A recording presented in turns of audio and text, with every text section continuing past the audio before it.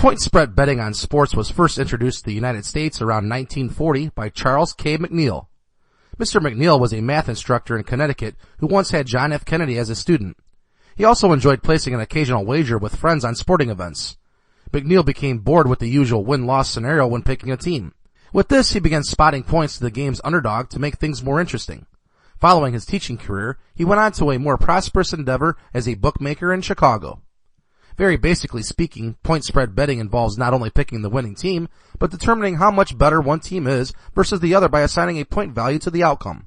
With rare exception, when two teams meet in a sports competition, one has shown through its previous performances to be superior to the other.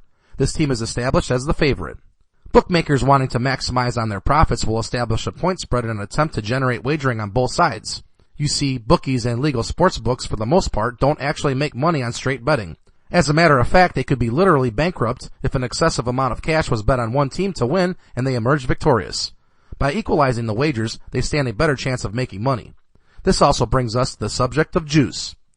In almost all cases when placing a point spread bet, you're required to put down 110 to make 100. In other words, for every $1 bet, the house makes 10 cents.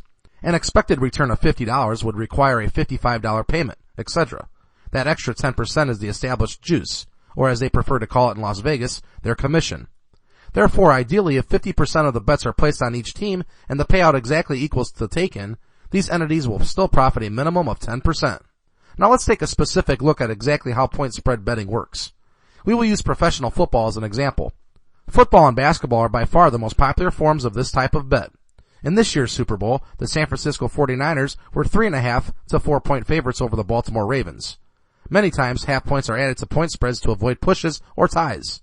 An opening line is established by handicappers based on which team is deemed the better unit.